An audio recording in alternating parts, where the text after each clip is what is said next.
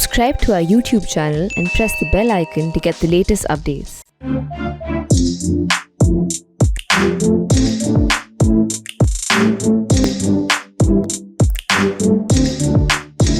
Welcome to the Print Soft Cover. Today we have with us two guests, Appu Esthos Suresh, who is a social entrepreneur, a researcher, and Priyanka Kotumraju, who is a Gates Cambridge scholar.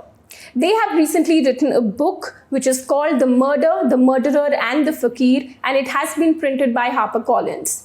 It's a very interesting book that shows how the assassination of Mahatma Gandhi was not just the handiwork of one person, but a larger conspiracy that started even before, like 1 week before the independence. In fact, the book has extremely important unseen intel reports, police records. It also recreates the circumstances when Gandhi was in fact assassinated and how the investigation followed, who were the key characters in this entire assassination plots. And hence this is called a new investigation in the Gandhi assassination.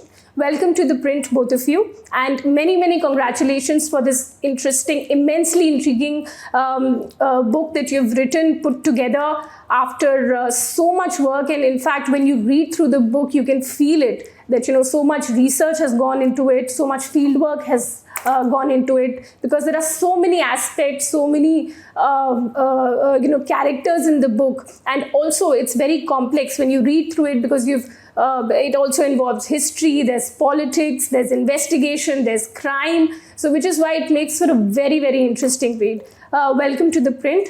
And today we are just going to unveil this book, and I have the honor of doing this.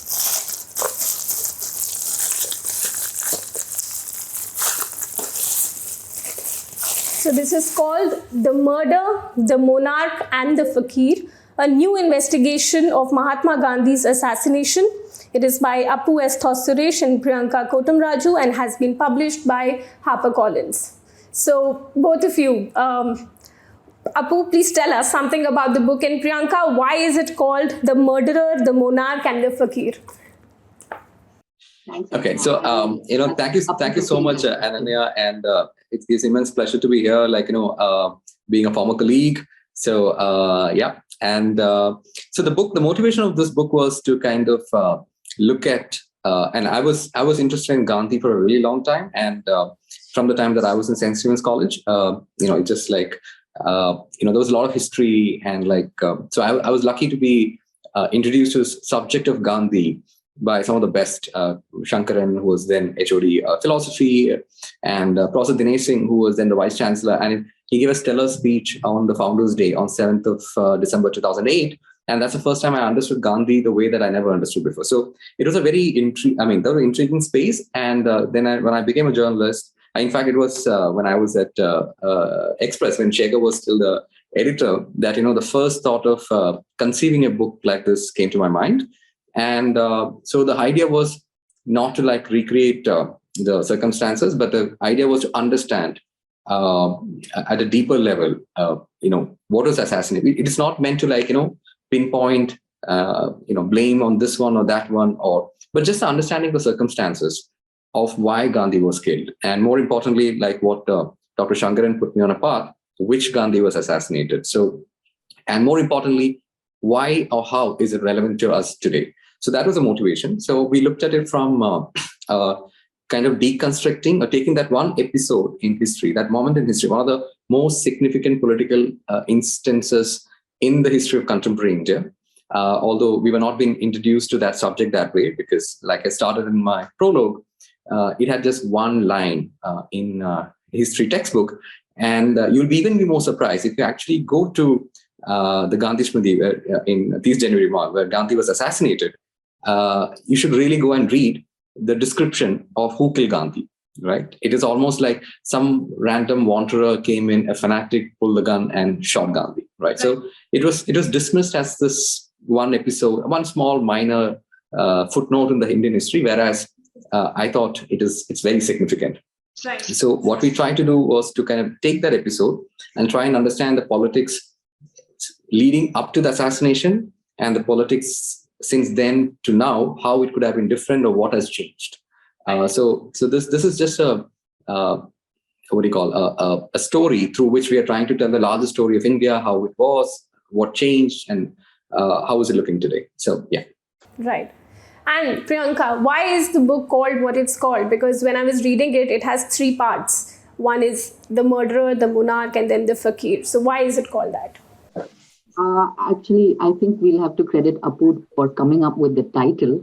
But what the murderer, the monarch, and the fakir, what they really signify is the actors of the assassination. If you look at it that way, the murderer signifies not just Nathuram Godse, but also all the players part of this conspiracy that went back to 8th August 1947 and not from December or January 1948 as we know it. So I think that signifies to us, the first part is about unraveling the assassination, how it happened, and who were the actors involved in the assassination. So that was the murderer part. But apart from that, like as we kind of explain in the book, it seemed like that the murder of Gandhi was an open secret. A lot of people in certain circles knew that this was going to happen, that there would be attempts, and there were 2 attempts in the span of 10 days, and one of them was successful. And the people who knew it were all linked because of a certain political alignment of theirs and because of elite interests. So the monarch here represents the elite interests in India at that time, which still just getting independence, just the newly formed India, in the form of the princely states.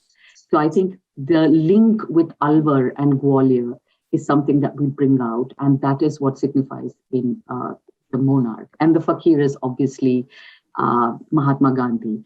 What we've done, I think, towards the end, if you read the epilogue, we have tried to understand which Gandhi, as Apu also said, like Madhusudan Nayar's poem kind of puts it. Which Gandhi are we talking about? Who is the Gandhi that we keep invoking on different occasions, in different instances? And that is what we try to understand. So for Savarkar, for V.D. Savarkar, there was a particular Gandhi that he attacked, or the Gandhian thought that he was opposed to. Godse, in his statement, which we again closely read and sort of deconstruct, for Gandhi, for Godse, Gandhi was an anti-national. So we try to look at who is this Gandhi that they had attacked. And in the epilogue, we sort of sum it up and I will not say more about that, but we try to understand why is it that revisiting this assassination is important, revisiting or rehabilitating Gandhian thought or Gandhian, Gandhian ideas at this point in time of our history is important and relevant. So Apu, just tell us something a little bit about this August conspiracy, because that is where the book starts from, and it's called The Smoking Gun, which everyone was looking for. So if you could just, not divulging much, but just giving us a little bit about this August conspiracy, from where it all began. Okay, so the thing is, like, I was searching through the archives to kind of figure out, like, to put a sequence of events together. To kind of, I was pretty clear about one thing, that look, after the first, I started the research on this around late 2012, early 2013, and we'll start putting the pieces together. The first hypothesis was that the gun that killed Gandhi came from the Alwar armory, right? So and not like Gwalior. So it was a wild goose chase, but nonetheless. So, but then in a couple of years down to that research, one thing was pretty clear: this couldn't have been done in 1 month, for sure, because the popular understanding of history and the books that has come in the past and the references were all like, it was towards the end of December, even the Jivanlal Kapoor Commission, which kind of looked at this and had access to all evidences, all vast evidences, at least in the public perception, was kind of said this has happened between mid-December till 30th of January, right? So, but maybe it was a reporter's instinct at that point of time. He said, no, there's something beyond it. This could not have been done so quickly, right? So because of far too many actors and things like that. So we started tracing the you put a picture of who are the all the characters who has been accused in the assassination. So that was easy to figure out. And then you start tracing their movement, right? So it is like, okay, they were here on 30th of January. So where were they before, right? And were there any common ground? Because the most important thing, as you would know, Ananya, better than anybody else, is meeting of minds. And that's why I kept the chapter's name as Meeting of Minds, because for a conspiracy, that is very important. So for me, it was important to kind of identify where did this conspiracy take place, right? So that involved the classic questions: when, where, how, right? So, and what time. So that was the motivation to kind of look at.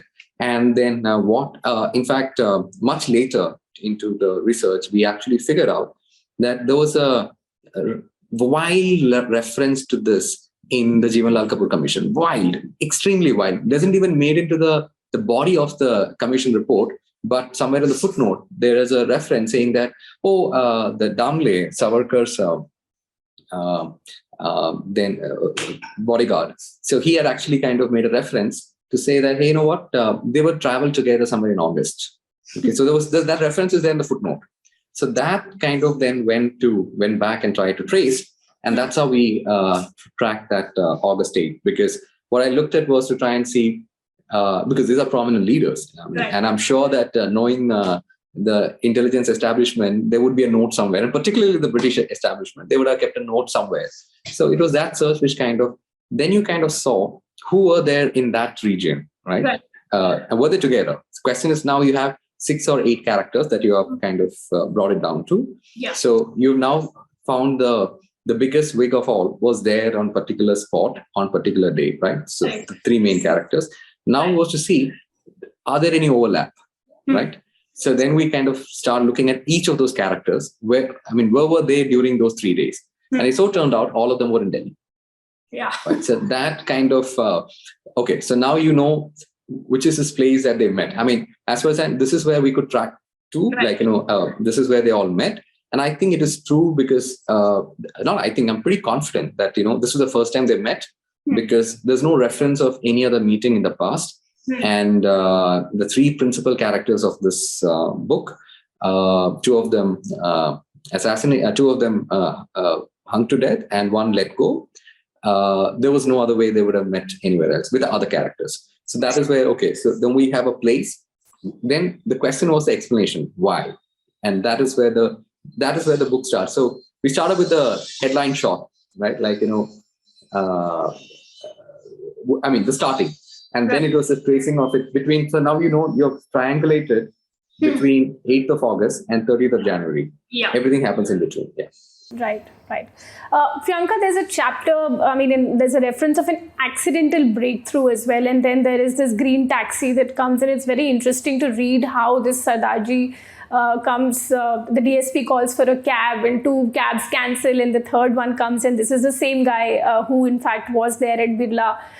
So just tell us something about that. This was a case with such less evidence on paper, but everybody knew something or something or the other. There were connections, but cases are not proven just on the basis of assumptions, or you need evidence. That is the main thing. So just tell us something about that chapter, this accidental breakthrough, and what it means in this case. Actually, I think, Ananya, there was a lot of evidence on paper, and even in the trial documents in terms of witness statements. As I think you have also covered these beats before, so you would know the time that we're talking about is the time when we just were ushered into independence, and that was also a very bloody time of partition. Right. So what you see is a huge influx of people coming in from what is now Pakistan, and people from here going. So Delhi at that time, and I'm sure there are various records of it, Delhi at that time was a particularly violent place, and very, very short on resources. So the British government had just moved out, properties were being evacuated, and people were migrating, and camps were set up everywhere.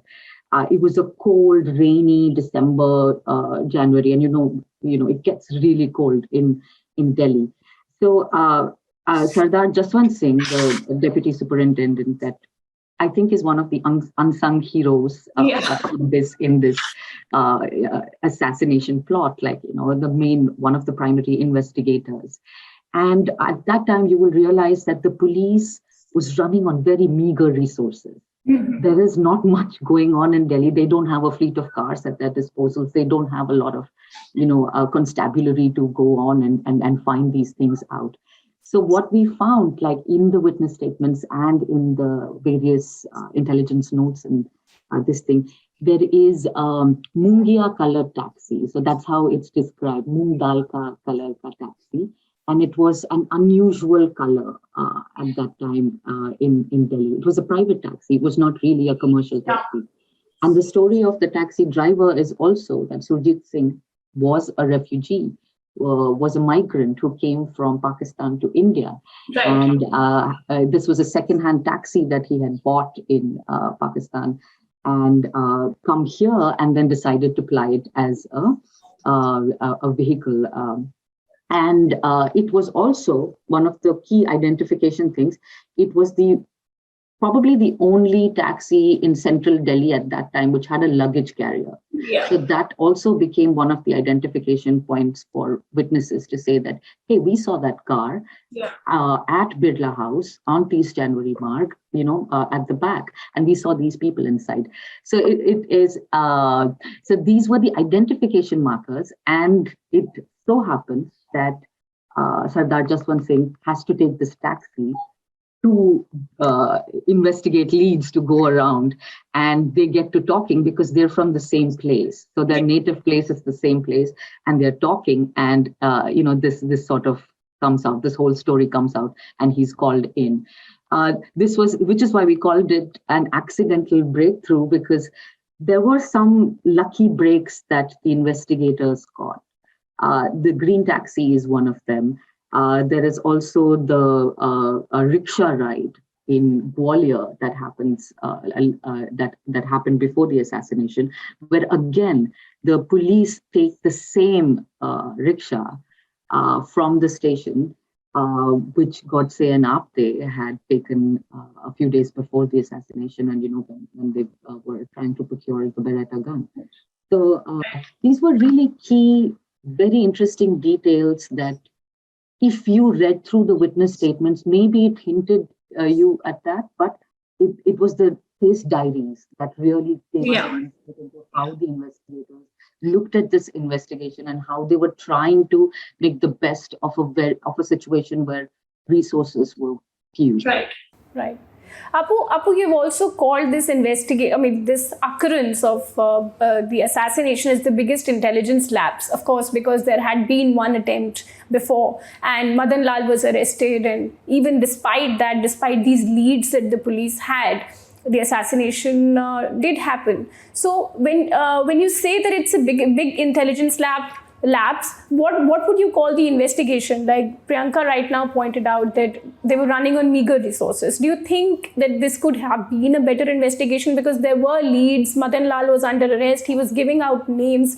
This could have definitely been avoided. If it would have happened at this time and age, it would have been a big thing that you have the person with you. There was one attempt, and even despite that, such a big figure was assassinated. No, it's a good question. In fact, I'm always trying to be charitable to the police now and then, because I've actually seen how they operate. Like, it's in fact, people often tend to accuse the police of being inefficient. I think they work at 500 times their efficiency. It's unbelievable. So I would have never been uncharitable to the police, not so much with the intelligence agencies, because, but anyway, so. The point here was that they had one of the key personality was being picked up by Madan Lal, right? So let's assume, just take a normal case. 20th, you capture this guy, and he has given all descriptions, right? Yeah. So he's given you the points where, who, where, when, right? They didn't have the name.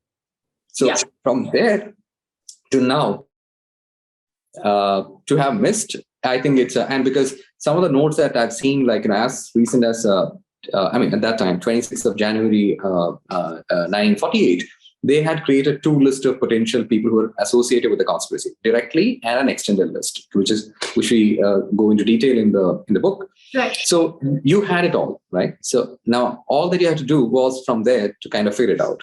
Yeah. I think that is why, and because now it's not a joke; it's a serious affair, right? Yeah. So every now and then there was somebody who coming on the street and shouting like, Gandhi ko marne do, humko gar do. So people would think like, it's almost like an intelligence note which comes on 15th of August or 26th of January saying that there is a potential bomb blast in India Gate. So, but now you've found somebody with the intent, and that person has actually explained how it has transpired from when to where, like it's been going on for a while. It is clear that it's not a joke, or it is not like a one-off incident. It's not a lone wolf incident in that sense. So there's a conspiracy involved. Right. For them to have missed an opportunity, and you have 10 days. And the way the police didn't cooperate with each other, the old police rivalry, the interagency rivalry, it all kind of played. But at the end of it, I would say it was a serious intelligence lab. Probably the biggest. Like, if you consider, losing the father of nation, I would say it's one of the biggest intelligence labs in the history of India. Right. When you had almost every piece of information available to you. Yeah. Absolutely. You've also described the RSS in great detail in the book. How it survived, and just tell us something about RSS in that setting, how it was expanding, how it was operating. Something about the Okay, now this is my favorite part. Like, most people will, love and hate me depending on which side of the spectrum they come from. So, I would say that this is when I grew up, I heard this one thing that RSS killed Gandhi, and that was a popular narrative. And every now and then we kind of hear this element say killers of Gandhi. But RSS had no role to play in this assassination, at least. I'm talking about RSS as an organization which existed then, and the lineage of that RSS even today, right? So if you look at that as a standalone organization, RSS had no role to play in Gandhi's assassination.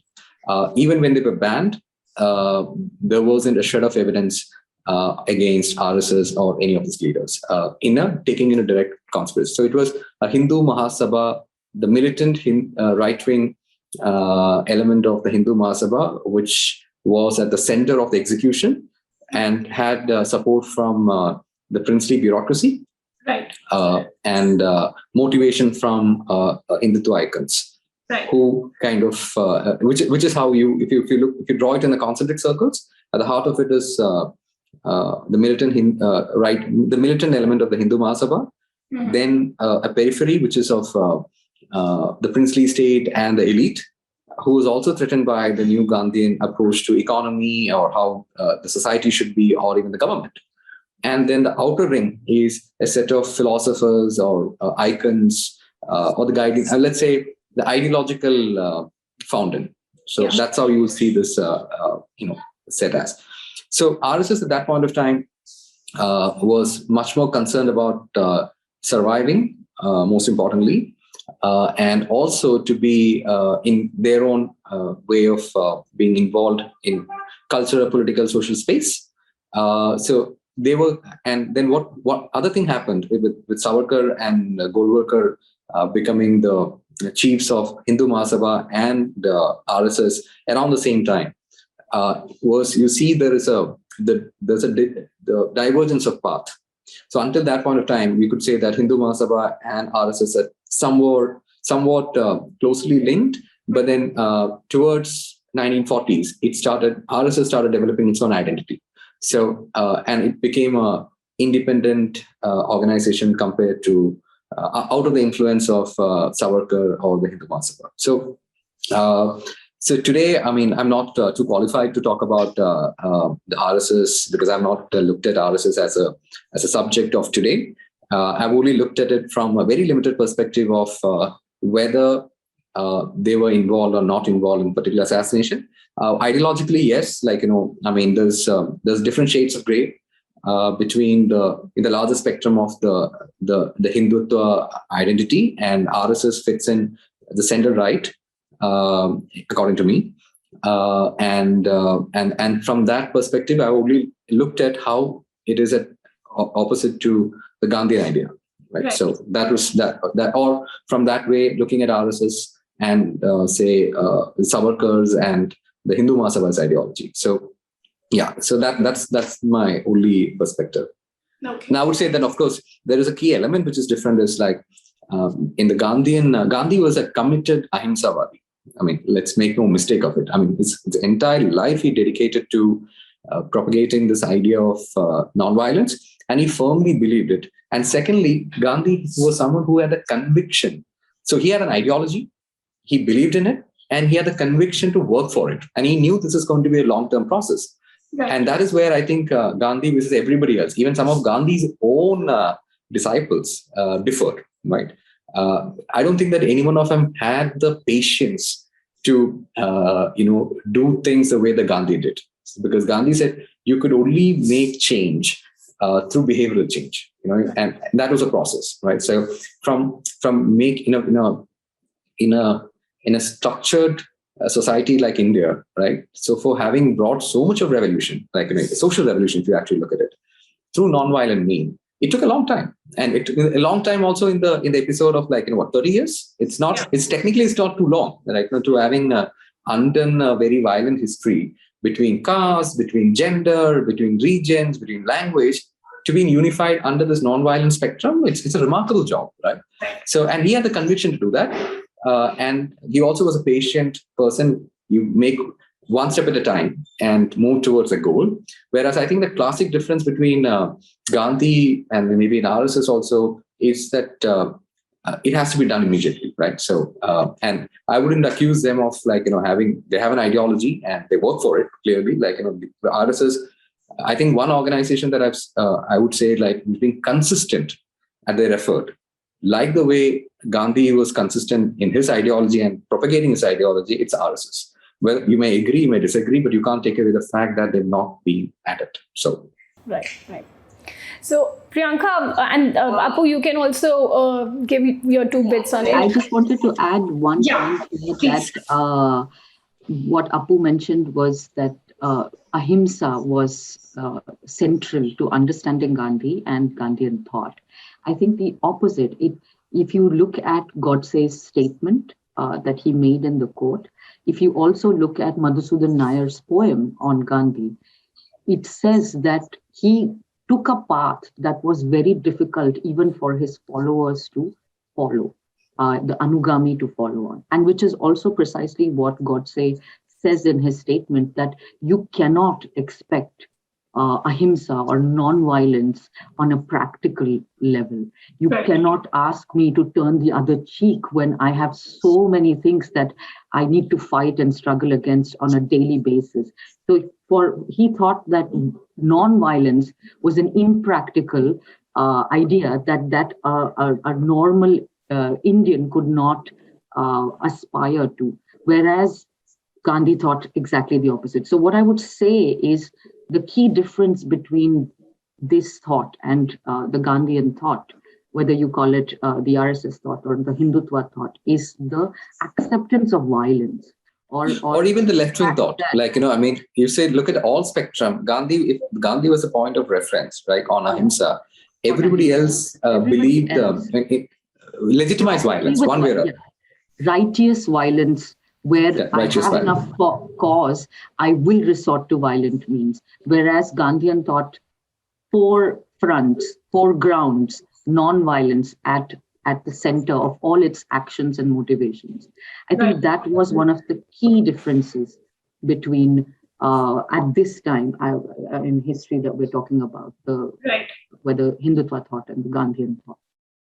Speaking about the motive of this assassination, I mean, the popular belief being that Gandhi wanted India to give those 55 crores to Pakistan, which became the motive. But when you read through the book, it tells you that it was much more than that. It was a deep-rooted hate crime. And also you bring about this angle of the princely states and the revenge. So if you could just tell us a little about that. Okay. So that's again, everything that we knew about Gandhi's assassination, this centered around these trivias, Gandhi, Godse killed Gandhi because he thought he was pro-Muslim. And the immediate trigger was that 55 crores being sent to Pakistan. But if you actually look at it, even they recruited Madan Lal by the end of November, right? And so there was no question of 55 crores to giving it to Pakistan at that point of time. Right. So it was a deep-rooted hate crime, undoubtedly, and and this is something we've gone in detail in explaining. What are the different circumstances? So we know the different players, right? So we know who are the direct, assassins or directly involved with the murder. One who was externally supporting it, and one was giving that ideological want to do it. Now, you look at their motivations, all the three, right? And I strongly feel that the role of the princely bureaucracy is very critical to this whole thing, because by 1944, Gandhi had kind of realized, look, now we're getting freedom, right? And now is a time that it has to go into a democratic path. Whereas there was a resistance from the princely state. If you actually look at it from their perspective, after so many centuries, you're at the gate to have the key to India as either as a confederation of princely states or and there were attempts like the Deccan princes try to come together to kind of form their own part. Different. We know Kashmir, we know Junagadh, we know Hyderabad. So Gandhi, as early as 1944, has been training his guns on. It's the wrong thing to say about Gandhi. Okay, he's been trying to pinpoint his criticism on the princely states, and the princely bureaucracy was the one who was most to lose because, and as in now and then, the bureaucracy is the real powerhouse. I mean, they're one layer behind you. Behind the rulers, but they are the one who actually wield the power. Yes. So he was a real threat to them more than anybody else. Right. So. And second, he was also moving towards a path which was kind of revolutionize the economic thought process. Like his idea of trusteeship was developed, and it was moving towards it. There's a different viewpoint many people have about trusteeship. It's something a bit of left or center idea was, that means nothing, right? But then even to suggest something like this is significant at that point of time. And I think that works for the elite. It became a threat, right? So there's one set of motivation. So that's princely state. It's purely from the point of princely states and the princely bureaucracy. It was from the point of view of power, just grabbing the power, right? They had an opportunity, and there's this one man standing in their way. From the economic elite, his ideas of the economic reforms, a revolution, I would say. And because if you look at it, Gandhi is the first sustainable economist or sustainable development economist, right? He talked about village republic. He talked about everything that we're talking today about sustainable development. Gandhi had penned it and started working on it as early as early 1940s.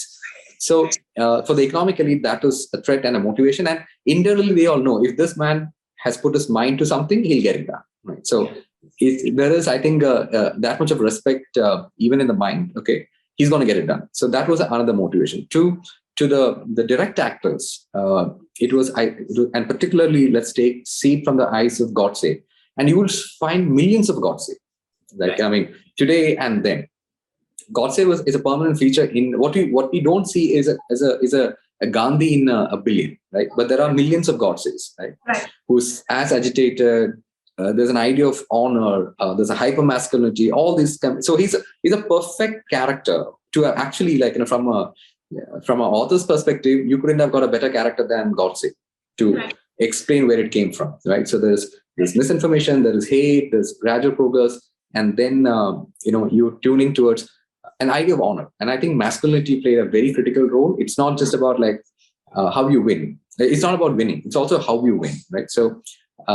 And they were threatened, and their point of view, if you actually look at it from there, their point of view is also coming from the fact that, hey, Gandhi is talking about non-violence, but then we Hindus are at the receiving end because Gandhi's words are not being taken seriously by the other community, but then it's threatening us, and there could be another invasion, right? And it can happen anytime, right? That was and the circumstances actually led to it. I mean, if you look at it, the Mopla revolt played a critical role in this militant movement on the Hindutva side. Then all they were saying about a potential clash and an invasion and a takeover kind of was captured during the partition violence. Right?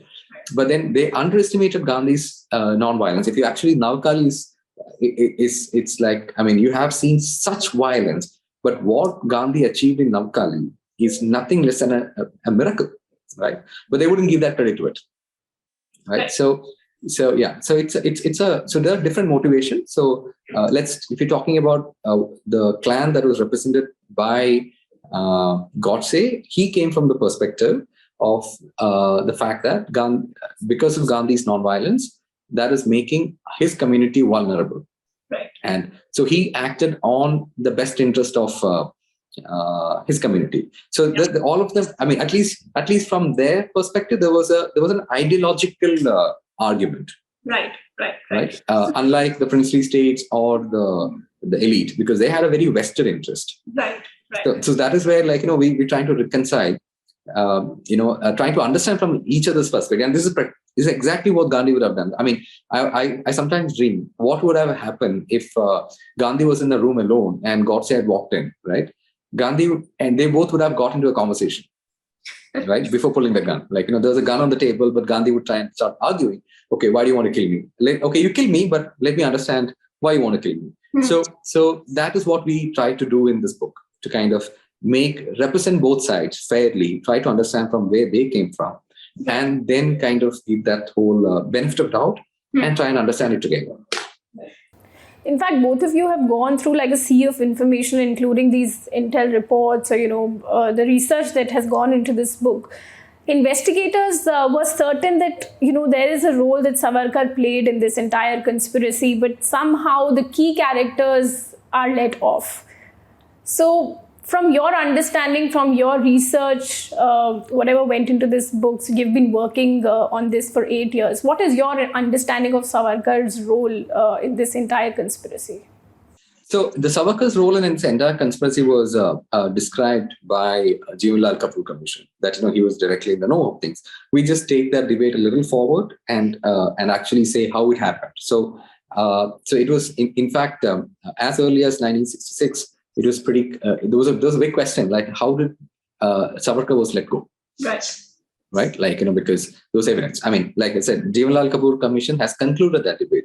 What we tried to do was to kind of go beyond and see, okay, what more can we find, and to try and put a sequence of events. Right.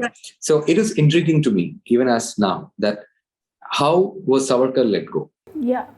So while you're reading the book, you're like, ye bhi hai, then how is that possible? Because there are witness statements, then there's so much evidence, and even then this person, just because he is distancing himself from that conspiracy, saying, I never met these guys, he's acquitted. Yeah, and the evidence was never presented in the court. Yeah, sure. I think why we call it also one of the biggest intelligence labs. I think even in the Red Fort trial, the complete evidence was not presented. So if you see J.N. Nagarwala's case diaries, what he wrote on 1st of February 1948, 2nd of February 1948, that evidence in which he had concluded that there were several raids that happened on Savarkar, and the information that they had about movements of the principal characters around his house, around the headquarters where it was happening, that was not even brought in as evidence. It was not examined. Right. I think the Jeevanlal Kapoor Commission examines that, but again, it was the mandate of that commission was not to reinvestigate the assassination and come out with new indictments. So I think the mandate wasn't there, but they did come up with that conclusion. And what we do, taking it further, is connect all the dots. In Savarkar's defense that he presented, he claimed not to have any connection with Godse or Apte for a long time. He claimed not to have spoken to Dattatreya Parchure from Gwalior. We connect all those dots and show that his statement was a tissue of lies. So I think that is really important to see that there are there is evidence. There were trunk calls that were made from the Hindu Mahasabha headquarters in Delhi to Savarkar's house, with the calls that didn't go through. There were a lot of evidence was there on paper, but the thing is, it was not pieced together, and that's what we have done in the book, is connected the dots to show that this was a conspiracy. There were principal actors, and there was a Hindutva icon at the center of it. I would say this much, if you look at it if you were to look at it in any other case, if you apply the same yardsticks, it's very difficult to have let go of it, right? Circumstantial evidences are very, very strong. I would say this much, whether he gave the signed off on this project, it's anybody's guess as much as mine. But then, was he aware of it right from the beginning? Absolutely yes. Right now, that is where it comes to, whether was he aware of it? 100%. There's no. Let's make no mistakes about it. He knew about this assassination right from the beginning. Right. We don't. What we don't know, whether did he stop or try to. Obviously he couldn't. He didn't stop it. Right. But then, and at least his representations during the trial was not saying I knew about it and I tried to stop. It was just that I didn't know about it. Now that is contrary to the facts. So we are in fact far exceeded the time, but I still have one more question. I have many more questions, but I'll just stick to one to both of you. The book also talks about the current scenario, the CAA, the NRC towards the end. And how do you link Savarkar's teachings to present-day narrative of who is a true Indian? Okay, you want to take a go at it? I think that the foundation of what has become current discourse about who is an Indian citizen or who is not, from the current political dispensation where it comes from, I think finds its roots in the foundational, which is only a pamphlet that he wrote about who is a Hindu. And this is Savarkar writing in 1921, 1922 in Ratnagiri, where he has just come back from the Andamans. And he, makes a case. And this is the same time where he also writes a loosely fictional tale about Mopla, the Mopla revolt. A couple of years later, he writes that. And in that, the definition of who is a Hindu is crystallized, or he has an idea of who has a right to claim belonging to this land. And, it's, as we say, we write in his documents, quoting from him quite extensively, that it's Pitru Bhumi, it's Punya Bhumi, and it is the motherland. So it's not only that you are born in this particular land, but also your ancestors. And the fact that your religiosity also comes, your holy land is in this land, is what proves your patriotism or your nationalism. And I think that discourse has traveled to this day and age, where it has somehow become the boundaries of defining not just who is a Hindu, but who is an Indian. So from where we went to defining who is a real Hindu to who is an Indian, I think that's the distance that we have traveled as a country. And then confining ourselves to saying that motherland and holy land need to be in this, to call ourselves an Indian, I think is a difference between a national and anti-national today. So I see, this is our interpretation and our understanding that the CAA or NRC, these legislations or the debates on citizenship are coming from this understanding that he laid out in his foundational documents about who is a Hindu. Right. I mean, if you have anything. And contrary to that, there was another Hindu that Gandhi represented. Exactly. Right. Absolutely. Right. So that's the conflict.